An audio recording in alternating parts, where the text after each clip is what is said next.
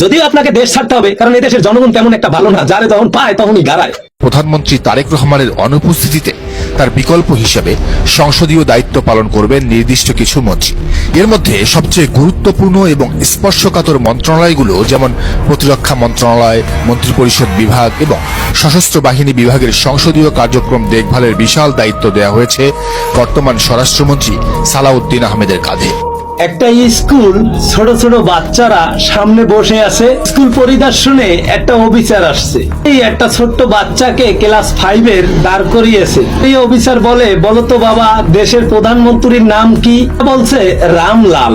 ওইটাকে বলছে, তোমার বাবার নাম কি? বলছে রামলাল। অফিসার বলল, তুমি ক্লাস 5-এর ছাত্র, তুমি দেশের প্রধানমন্ত্রীর নাম জানো না? আমি হেড অফিসে কমপ্লেইন করছি, তোমার ক্লাস 5 থেকে নাম কাটিয়ে দেব। এটা বলছে, ঠিক আছে স্যার, নাম কাটিয়ে দিন, সুবিধা নেই। আমি তো স্কুলেই পড়ি না, আমি তো সারাদিন গরু ছাগল চড়িয়ে বেড়াই। এই স্কুলের হেডমাস্টার ডেকে নিয়ে এসে বলল, তুই একটু স্কুলে বস, আমি আসতেছি, তোদের সবাইকে খাবার দেব। তার খুব রেগে গেছে।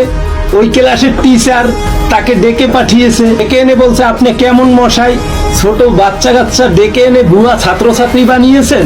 খুনি আমি কমপ্লেইন করছি, আজকেই আপনার চাকরি খেয়ে নেব। লোকটা বলছে, খেয়ে নিন, কোনো অসুবিধা নাই, কারণ আমিও তো এই স্কুলের আসলে টিচার না।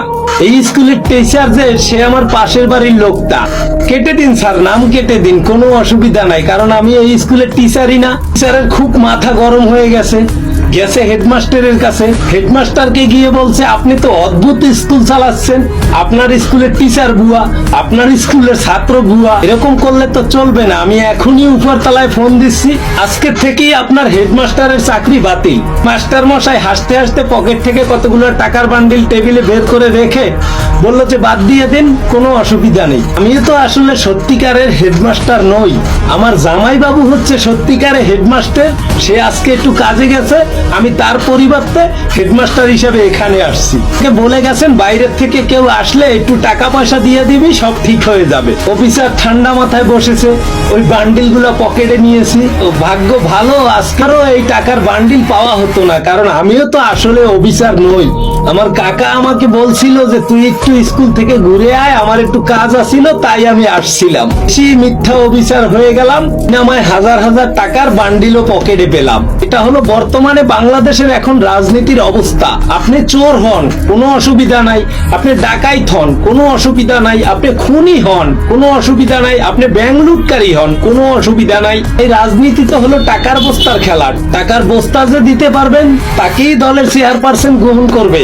দেশের জনগণ কয়টা মরলো আর কয়টা বাঁচলো, সেটা কোনো দলের চেয়ারপারসনের দেখার বিষয় না। বড়জোর সিটি কর্পোরেশনের বলবে, ওগুলা ময়লা ভেবে নিয়ে বুড়িগঙ্গায় ফেলে দাও। প্রত্যেকটা ভিডিওতে বলি, বাংলাদেশের রাজনীতি একটা ব্যবসা। কত কোটিপতি হতে চান, মিলিয়নপতি হতে চান, রাজনীতির ব্যবসায় আর। যদিও আপনাকে দেশ ছাড়তে হবে, কারণ এদেশের জনগণ তেমন একটা ভালো না, যারে যখন পায় তখনই গাড়ায়।